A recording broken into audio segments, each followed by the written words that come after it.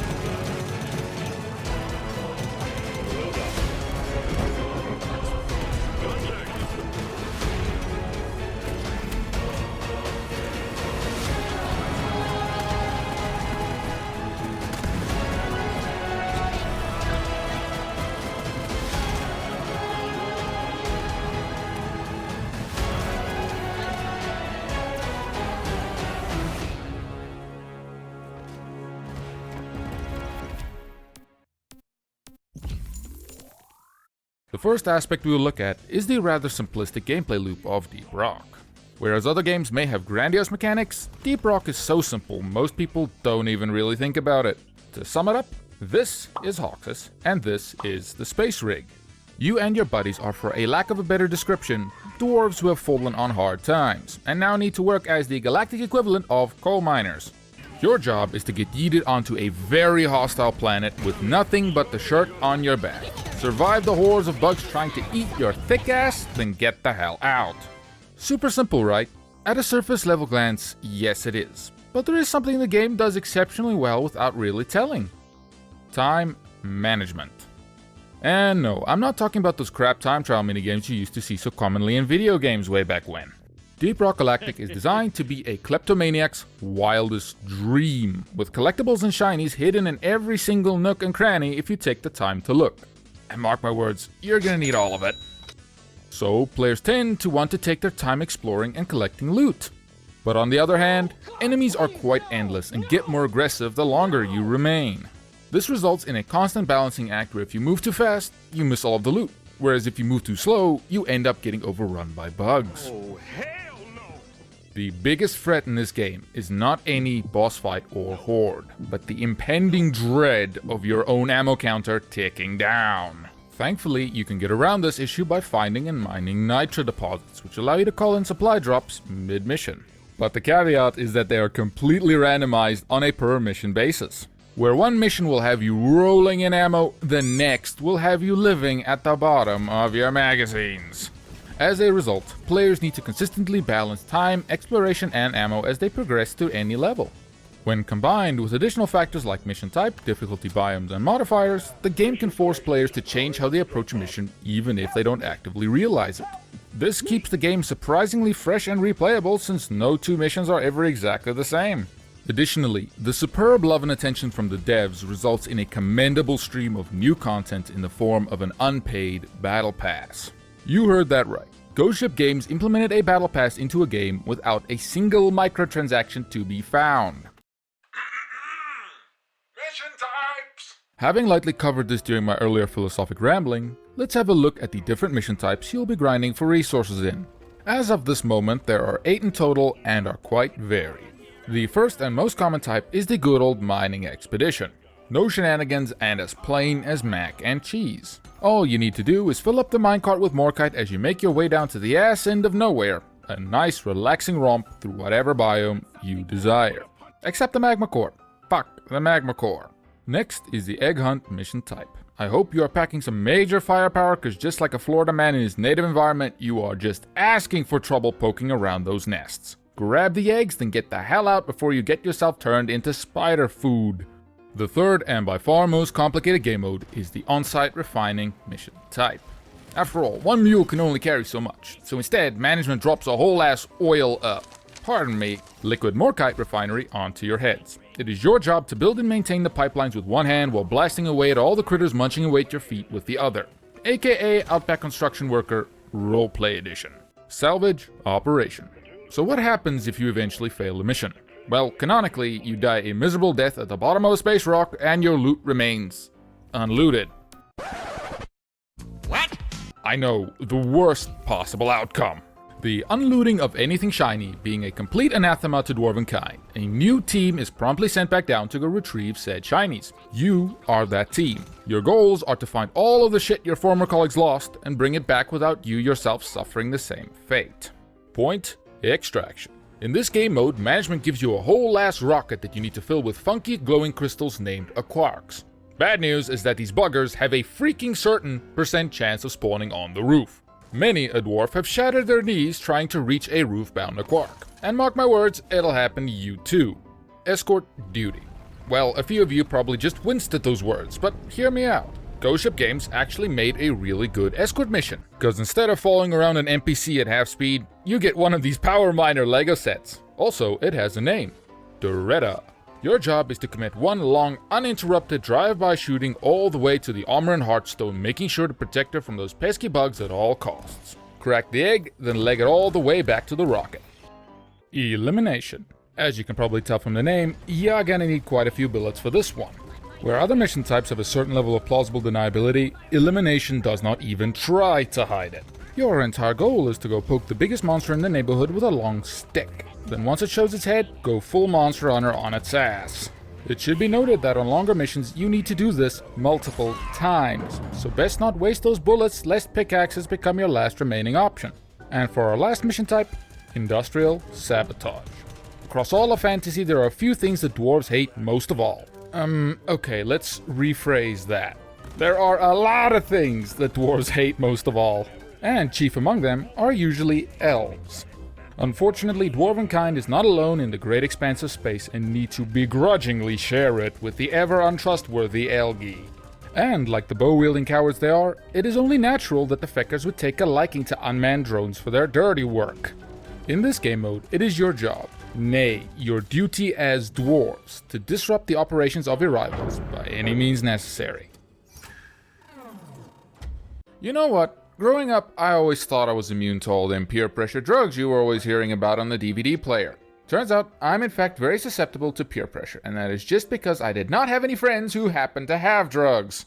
So, when I see a dwarf with a fancier hat and a more voluminous beard than my own, an instinctual response to devolve back into a primate overcomes me. You see, in Deep Rock Galactic, drip is not optional. It is so important to dwarven society that you will take out a mortgage for a premium mustache and leave your 6 kids back home hungry for the sake of a Crocodile Dundee hat. And to make things much worse, Morshoe has his grubby hands all over the dwarven cosmetic trade to such an extent that you will be selling yourself into corporate slavery just to satiate your carnal desires. You will buy a lot of cosmetics, and like a teenage girl with no understanding of monetary value, you will bankrupt yourself in the process, only to never wear any of it ever again. And if I had the choice, I would do it again. Classes. The Gunner class, aka Doom Guy, is the heart and soul of any balanced squad or solo run. Armed to the teeth with the most raw firepower in the whole game, the Gunner excels at murdering bugs and dragging the rest of the party's corpses through the toughest of encounters. For your main armament, you can take a heavy weapon such as a minigun, assault cannon, or missile launcher so big they would make even the Team Fortress 2 heavy blush. Utility-wise, the Gunner has one of the best kits in the whole game, with a nigh invaluable shield generator and zipline launcher.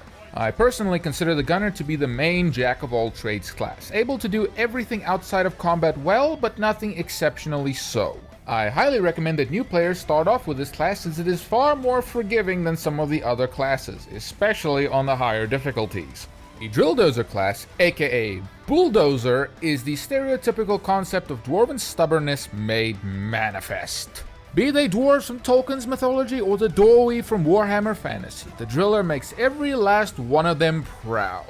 Where other pansy classes go around the obstacle, the Driller throws up 2 middle fingers to the sky and goes clean through it without a single fuck to be found. To further extenuate the stubborn nature of the Driller, you can equip close-range weapons such as a flamethrower, cryo-cannon, or sludge pump as your primary weapons. Whereas the Gunner can often struggle with small targets, the Driller can wipe the floor with anything smaller than a Praetorian, making the class unmatched at crowd control. Unfortunately, flying enemies can tend to be a different matter. As for utility, the Driller comes with a pair of drills, well, obviously, and quite possibly the scariest item in the whole game. A satchel charge that has the capacity to kill the entire party in one blast. Just know well enough that abusing the satchel charge is the fastest way to get your ass kicked and reported. The Engineer class, aka Stale Bread, is probably the most boring class in the whole game. Unless you go the chaotic neutral path by taking 2 turrets, effectively doubling your damage output at the cost of your entire party's ammo supply. When you are not looting all of the ammos, engineers can equip a nice variety of light and heavy weapons that can blast and shock enemies en masse. And for utility, the engineer can lock down areas with the aforementioned turrets, as well as placing down platforms to help reach difficult spots. Overall, not a bad class per se, but one that needs a bit of getting used to if you decide to switch over from one of the less tactical classes. And last but not least, the Scout class, aka Bottled Chaos. Channeling their chief deity of Jack Sparrow, Scout players leave a trail of unmitigated chaos as they Spider-Man their way across the map with a grapple gun. Many a time has the party had to haul its ass to keep up with the Scout that just fell to its death 3 caverns over, and it'll happen to you too. Despite the chaotic tendencies, the Scout class is an invaluable member of any party, since they have a dedicated flare gun that can mean the difference between a knife fight in the dark and a pleasant stroll through Hoxus. But since they don't have an exceptionally heavy armament, Scouts need to rely on optimal positioning to do most of their damage. Which is not really much of a problem, since even the biggest and meanest monsters Hoxus can throw at you aren't immune to getting a double-barrel shotgun from behind. General nonsense. When you hear someone rock and stone, you rock and stone back. Always check the bar for available special drinks, since they can provide substantial buffs for your next mission. When you do eventually get yourself drunk, a healthy, corporate-approved Leaf Lovers will have you right back on your feet in no time. Apparently. I just go on the missions out of pure spite. Triple vision be damned. Check the Battle Pass terminal regularly to see what mission types you have available. Completing these missions can grant you company credits which you can use to buy yourself them sweet cosmetics. Keep an ear out during missions, since special loot items like cosmetic crates and lost helmets emit a faint beeping sound at a distance. Try to prioritize weak points over armor. Any bullets wasted on armor could have been planted into body parts more susceptible to lead poisoning. Regularly claim and spend your perk points. Additionally, promoting a character opens up an additional active perk slot over at the equipment terminal. For Scout players, hover boots are totally a bad idea, you should totally never take them. For new players, a dwarf will go full John Wick on your ass if you kill his bug. Do not kill Steve. Steve is such a good bug. An engineer and a scout can work exceptionally well together, since one can place platforms up high, which the other one can use to not end up in a wheelchair. The gunner's bubble shield is an absolute lifesaver when trying to rescue downed dwarves, so try to keep at least one for a rainy day, please. Doretta is not just a machine no matter what management says, and it is your duty as a dwarf to bring her home safely. Friendly fire is very much a thing on all difficulty levels. Take care not to waste your fellow dwarf on accident, lest the same befall you in the very near future. Flying cores for overclocking are rather difficult to get your hands on, with the best sources being weekly deep dives or core hunts. Keep one eye peeled upwards at all times. A single cave leech cluster has the capacity to single-handedly end a whole run. If you ever get a haunted mission in the magma biome, do not accept it. You know what? Fuck the magma core in its entirety. If I wanted to go to hell, I'd just go attend another company team building exercise. No, this is not factorial. I will not have anyone waste 20 minutes trying to lay down the perfect pipeline. Just slap it down spaghetti style and get building, you scrub. The driller can literally punch through mountains. Do not be afraid to use that power. You can use the gunner's zip lines as a makeshift parachute if you are quick enough. Try using your ammo equally between your primary, secondary, equipment and grenades so that when you restock, you don't waste ammo by overflowing. And that is about it. Since I can't think of anything else and this script is getting a bit long for my liking, I had best cut it here.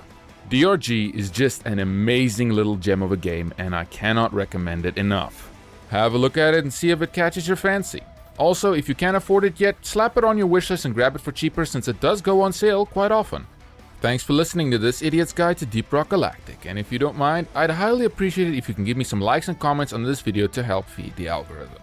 I don't care if it's the entirety of Hamlet in binary or a single letter. Each one is greatly appreciated. Hope to see you around again. Cheers.